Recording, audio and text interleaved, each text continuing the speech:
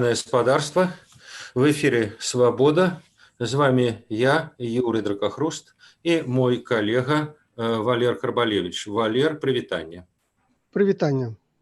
Тэма нашай сённяшняй гутаркі вельмі зразумелая. Гэта таемная, прычым скамечаная інаўгурацыя Александра Лукашэнкі. Яшчэ сёння раніцай пайшлі першыя чуткі пра тое, што можа сёння адбудзецца гэтая самая інаўгурацыя. Былі чуткі пра тое, што перакрываюць вуліцы. Спыталі, дарэчы, спадарыню Эйсмонт, прэсавую сакратарку Александра Лукашэнкі, а як там з інаўгурацыяй? Она кажа, ну, чакайце, ждите, вот мы паведамім вам тады, калі, так сказаць, прыйдзе час. Літаральна праз некалькі хвілін, значыць, па всім тэлеграм-каналам разлетелся, значыць, кадры картежу Александра Лукашэнкі. Ну, таксама былі розныя гіпотэзы, можа, чарговы там, ці то жаночы форум, можа, гэтым разам мужчынскі, там яшчэ нейкі. І калі вот былі гэтыя сумневы, раптам бах, інаўгурацыя ўжо скончылася. То есть яна літаральна прайшла, ну, можа, за паўгадзінкі. Мы памятаем, як это было раней, за некалькі дзён папярэджвалі, вот, будзе інаўгурацыя, там, это самае, ганаровая варта, па тэлебачанні была прямая трансляцыя. А тут, вот, як спецаперацыя, як напісаў чалец каардынацыйнай рады Павел Латушка, ну, это як каранацыя злодзея ў законе. Вот, такая таемная, на каких-то хазах, так бы мовіць. Вот, Валер, што азначае, на ваш погляд, якія, можа, наступствы будзе мець? Ну, спачатку, што азначае, што вот было праведзена вось так? Ну, відавочна, чаму улады так моцна хавалі гэтую працэдуру. Яны баяліся, што будуць масавыя пратэсты, што народ выйдзе на вуліцу і, ну, як бы сапсуе урачыстасць гэтага свята, урачыстасць гэтага мерапрыемства. Маўляў, што гэта за інаўгурацыя, якая праходзіць на тле масавых пратэстаў. Ну, але атрымалася, мне падаецца, можа, і не горш, но ў всякім разе не лепш. Інаўгурацыя, якая па самой сваёй прыродзе павінна была быць некі урачысты акт уступлення на пасаду, галоўную пасаду ў краіне. Вон у США падчас інаўгурацыі там дзесяткі тысяч людзей запрашаюць на гэтую працэдуру. Вось. А тут атрымалася зусім не так. Валер, а вот на ваш погляд, чаму Лукашенко не стаў, ну, апріорі кажучы, мог быць іншы сцэнар? Сканцэнтраваць у Менску всю міліцыю, весь ОМОН, поставить войски, ну, вот, заблокаваць, зрабіць коробку вакол этого самого палаца незалежнасці, але забяспечыць цалкам бяспеку, а там вакол, ну, хай ходят, хай 100 тысяч ходят. Як ён вот казаў Сочи, ну, ходят и ходят, а мне, маўляў, все роўна. Ну, и ходили бы. Вот чаму такі сцэнар? Грошай шкада, людзей шкада, ну, звычайна ж не шкада. Вот чаму ён сам пайшоў на такі вот скамечаны варыянт? Бо ён выдатна адчувае всю сітуацыю ў краіне. І калі кажу, што ён жыве ў нейкай сваёй, я маю на ўвазе Александра Лукашенка, паралельнай рэальнасці, што ён сапраўды ўпэўнены, што за яго прагаласавала 80% насельніцтва.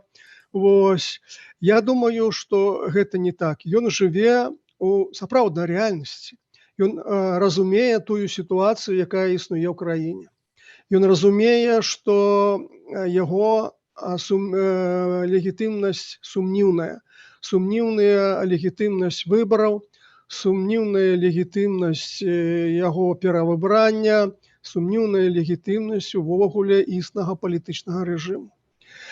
І вось ён спрабуе як бы рэагаваць на гэта. Ну і вось такім чынам ён вырашыў, што лепш у сакрэце правесці інаўгурацыю, чым у атачэнні масы людзей вакол палаца незалежнасці з чырвона-белымі сцягамі. Ну а калі ўвогуле могуць здарыцца нейкія сутычкі, калі людзей пачнуць біць, калі зноў з'явяцца нейкія параненыя, пакалечаныя ці то нават забітыя, ну гэта такое вельмі цяжкае ўражанне, так сказаць, на грамадства, на эліту, на замежжа. Вось, ну як это, так сказаць, сумна вядомая хадынка падчас інаўгурацыі Николая II. Ну, а потом, вот я бы сказал, что у него, в принципе, как бы сапраўды такое, в принципе, медыйное мышление, и он разумеет, что вот калі б ён это публично обвясціў, что вот я сегодня 23 верасня обвяшчаю, пришло куча народу вакол, и все телеканалы, в тым ліку і расійскія, дарэчы, показали б картинку. Вот ёсць палац в атачэнні тысяч, может, десяткаў тысяч людей, якія кричаць сыходзь, супраць и гэтак далей. Ну, это кислая картинка, это не пригожая картинка, это картинка вот как раз той самой сумневной легитимности, визуальная картинка сумневной легитимности, вот она была, ее бачыў весь свет. А так ён фактычна як бы знізіў інаўгурацыю да чыста тэхнічнага моманту, тэхнічнай працэдуры. Ну, меня народ абраў, а так я просто вот як бы подписал там паперку какую-то, Ермошина вручила паведамленне, и все. Картинки, вот этой картинки нема. Нават калі, умоўна кажучы, праз гадзіну народ збярэцца, а інаўгурацыі-то уже нема, все, ребята, скончилось, а я уже президент, ха-ха-ха. Вот я так разумею, что вот тут такі разлік, не столькі там на хадынку, а вот тое, што ён разважаў у медыйных катэгорыях, вот мне так здаецца. Так, я згодзін з гэтым. Але і таемная інаўгурацыя таксама не самы удалы варыянт, каб зацвердзіць, замацаваць, падвысіць ягоную легітымнасць. Калі сапраўды у цябе падтрымка 80% насельніцтва, то чаго ты баішся? Чаго баішся кубкі, так сказаць, ад шапенцаў, ад марозкаў, якія там Купленых выйшлі? из Польши, там, из Чехословакии, как Ну говорится. так. Вот. А вось оказывается, што баіцца. І таму вось гэтая таемнасць, яна змазвае таксама даволі моцна вось гэтае ўражанне пра усенароднае выбранне, пра велізарную легітымнасць, пра 80% падтрымкі. Таму, як ні круці, атрымалася, скажам так, ну, не вельмі добра, не вельмі прыгожа. І усе будуць пісаць, усе будуць казаць, што Лукашенко правёў інаўгурацыю падпольна, таемна, схаваўшыся ад грамадства, схаваўшыся ад усіх, вось, каб яму не перашкодзілі. Ну, дадатковы штрых, які лішні раз падкрэслівае тую сумнівную легітымнасць, якая атрымалася, і той палітычны крызіс, які ў Беларусі, ну, мусіць працягваецца. Валер, а як вот вы лічыце, вот гэтая вот інаўгурацыя, праведзеная ў такіх умовах, як яна паўплывае на палітычны працэс, на пратэсты? Ці, як бы, скажем, пратэстоўцы, як бы, ну, у пэўным сэнсе прымуць вот это правіла гульні Лукашэнкі, у тым сэнсе, што, ну, інаўгурацыя нічога не значыць, добра, мы з гэтым згодны, што она нічога не значыць, і сказаць, што яна как-то падштурхне пратэсты, ці наадварот, як бы, там, прывядзе да іх затухання. Вот ваш прогноз на дынаміку пратэстаў, вот то, як прайшла інаўгурацыя і самы факт, што она была праведзена, как-то паўплывае? Я думаю, што тая частка грамадства, а она, я думаю, большасць, якая не прыняла тыя вынікі выбараў, якія афіцыйна абвешчаны, сам факт інаўгурацыі на яе ніяк не паўплываюць. А што тычыцца таго, як гэта будзе ўплываць на далейшае развіццё крызіса, на пратэсты. Я не думаю, што менавіта вось гэты чыннік можа быць моцна ўплываць. Я думаю, што на працэсы будуць уплываць уся сукупнасць фактаў, чыннікаў, працэсаў. Вось. А тое, што вось такая таемная інаўгурацыя – гэта проста дадатковы штрых, які, ну, скажам так, не надта моцна паўплывае. Я думаю, што калі пратэсты і будуць затухаць, то не па прычыне вось гэтага факта, што ўжо Лукашенко прыняў як бы прысягу і ён уже як бы легітымізаваў сваё цяперашняе кіраванне. Я думаю, што менавіта другія чыннікі на гэта намнога больш уплываюць, чым вот гэты сам факт інаўгурацыі. Валер, і яшчэ такое міжнароднае пытанне. Ну, мы ведаем як бы абвешчанае еўразвязам рашэнне, што яны не лічаць Александра Лукашенко легітымным прэзідэнтам, хаця з іншага боку як бы ёсць тлумачэнне, што вот, ёсць дэмакратычная легітымнасць, а ёсць рэальнасць, як сказаў спадар Жозеп Борэль, кіраўнік еўрапейскай дыпламатыі, але вот як бы дедлайн, на ваш погляд, это 5 лістапада, калі сканчаецца вот цяперашняя, ну, як бы папярэдняя кадэнцыя Лукашэнкі, якая вядзе адлік ад 15-го году, ці сённяшні дзень, калі вот, ну, ён як бы абвясціў сябе прэзідэнтам, ён як бы стаў прэзідэнтам паводле сваёй уласнай версіі. Вот на ваш погляд, вот все гэтыя рашэнні еўразвязу про тое, што Лукашенко больш не прэзідэнт, яны з сённяшняга дня ўжо пачынаюць дзейнічаць, ці з 5 лістапада. Ці яны як бы не звяртаюць увагу на сённяшнюю інаўгурацыю, а кажуць, што ну вот до 5 лістапада, да, он прэзідэнт, он быў абраны народам в 15 годзе, ну, допустим. Вот. А ці ўсё ж таки вот пэўныя меры, пэўнае стаўленне вот з сённяшняга дня? Ну, я, напрыклад, лічу, што сённяшняй інаўгурацыяй ён абнуліў сваю папярэднюю кадэнцыю, і сённяшняга дня яго кадэнцыя папярэдняя закончылася і пачынаецца новая, калі, так сказаць, это лічыць. Вось. Як будуць гэта трактаваць у еўрапейскім звязе, я, шчыра кажучы, не ведаю, але я не думаю, што это ўвогуле важна. Я думаю, што ёсць рашэнне не прызнаваць вынікі выбараў, ёсць рашэнне не прызнаваць легітымнасць Лукашэнкі, і ўсё. А вось з якой даты, ну, я не думаю, што гэта ўвогуле важна. Ну, але тут як бы вось сённяшняя падзея, яна як бы ну, таксама пэўная такая мяжа, што пытанне пра нейкі дыялог Лукашэнкі з грамадствам, яно як бы закрытае.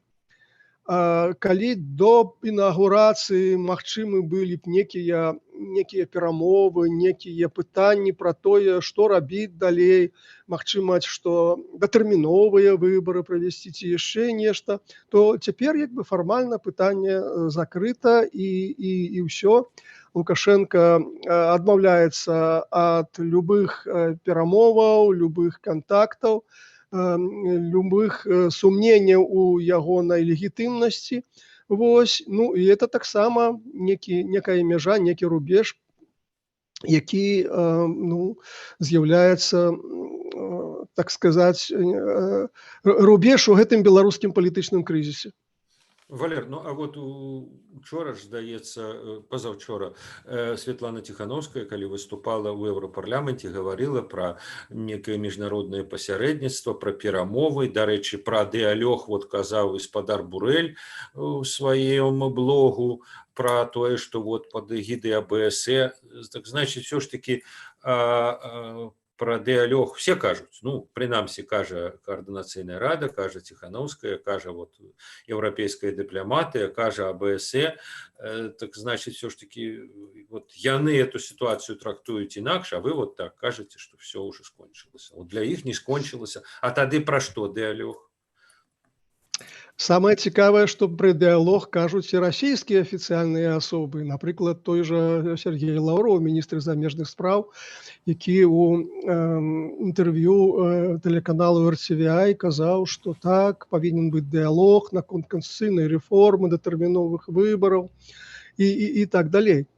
Адзіны, хто супраць любога дыялогу, гэта Александр Лукашенко. Ну і, зразумела, ягонае атачэнне, тыя чыноўнікі, якія выконваюць ягоную волю. Вось. Таму сітуацыя такая трохі дзіўная. На Лукашенка ціснуць усе, у тым чысле і з боку Масквы, з боку Крамля, што трэба грамадству, акрамя таго, што вот сілавы варыянт, сілавы сцэнарый, трэба прапанаваць нейкую маркоўку, некую саступку, нейкі крок, хаця б імітацыю. Масква не патрабуе перамоваў з той жа Ціхановскай, дарэчы, з каардынацыйным саветам. Маскву б задаволіла нейкая імітацыя. Але Лукашенко пакуль нават на імітацыю ісці не хоча. Ну да, и вот то, про что вы писали, что на этом форуме жаночем, он сказал, выборы будут по Конституции. Ну, а по Конституции они в 25-м году. Вот, и тому, так сказать, фактично, он дезавоював в певному сенсі ті обіцяння, які он, ну, не то, що обіцяння, ну, розмови вот з Путіним, коли казав, що про датэрміновыя выборы ўжо пасля Конституции, а зараз, ну, фактично, ну, тут он так двухсэнсоўна сказал, что выборы будут по Конституции. Ну, калі новая Конституция, калі яна як бы абнуляе адлік, то, может быть, выборы и раней, а может быть и не. Ну, вот это так сказано даволі двухсэнсоўна, здаецца, было. Так, сапраўды, гэта такі важны штрых, які падкрэслівае, што ёсць пэўныя рознагалоссі па гэтаму пытанню і з Масквою. Я так разумею, што Лукашенко, атрымаўшы падтрымку Масквы, цяпер лічыць, што яго становішча ўмацавалася і ўнутры краіны. Ну, а пасля гэтага можна, так сказаць, ціха, ну, скажем так, сапраўды дазаваяваць тое, што ён паабяцаў, магчыма, Пуціну ў Сочы. Ну, гэта Лукашенко, гэта, так сказаць, яго палітычны стыль. Абяцаць, потым двухсэнсоўныя абяцанні даваць, якія можна трактаваць па-рознаму. Ну, а как потым... это, памятаете, было с этой авиабазой, что там Медведев подписал постанову, Путин подписал, уже все. Потом Лукашенко журналисты пытаются: Александр Григорьевич, а как там с базой? С какой базой? Я ничего не ведаю. Это вот, я думаю, что то же самое. Валер, а як вы думаете, вот у нас, до речі, пишут нам на форуме до нашей с вами гутарки, а магчыма, скажем, зараз, что Тихановская проведзе инаугурацию? Скажет, ну вот я президент. Лукашенко кажет, что он президент, а я кажу, что я президент, я перемогла. И вот, ну, можно как-то урочисто провести там, я не ведаю, в Брюсселе, в Вильне, в Варшаве, где. Это реально? Ну, это было б дзіўнавата. Калі б яна тут, у Беларусі была, і яна тут, у Беларусі, правяла інаугурацыю, ну, гэта быў бы некі такі сапраўды важны сімвалічны акт, які б засведчыў на тое, што грамадства расколатае, што ў двух частках грамадства два розныя прэзідэнты, розныя сцягі, і розныя гімны, і шмат усього, што рознага. А праводзіць інаугурацыю ў замежжы, ну, гэта трошкі дзіўнавата. Ну, яшчэ адзін урад выгнання, да, ўжо ж ёсць Рада БНР, як бы, ну, цяпер новы ўрад. Гэта, мне падаецца, дзіўнавата. Это адзін момант. Другі момант, наколькі я разумею, Еўрапейскі звяз не прызнаў бы гэтую інаугурацыю, і ён пакуль што адмаўляецца прызнаць Светлану Ціхановскай прэзідэнтам. Вось гэта вельмі важна. А адмаўляецца па той простай прычыне, што юрыдычна зафіксаваць перамогу Светланы Ціхановскай сёння проста немагчыма. Таму што ёсць нейкія пэўныя працэдуры прававыя, а еўрапейскі звяз ён грунтуецца на праве, на законе. А хто можа прызнаць перамогу Светланы Ціхановскай у Беларусі? Цэнтр выбаркам прызнаў перамогу Лукашэнкі. І Канстытуцыйны суд пацвердзіў фактычна перамогу Лукашэнкі. А тады як гэта легітымізаваць? Таму я не думаю, што это варыянт з Ціхановскай, як законна выбраны прэзідэнт, гэта пакуль не працуе. Ясно, добра, дзякуй, Валер. Я думаю, што мы яшчэ будзем не раз вяртацца да гэтага сюжэту, але на сёння вот такі наш бліц-аналіз таго, што адбылося літаральна некалькі хвілінаў. Глядзіце за далейшым развіццём падзеяў на YouTube-канале Радыё Свабода, а таксама у нашым тэлеграме. Да пабачення. Да пабачення.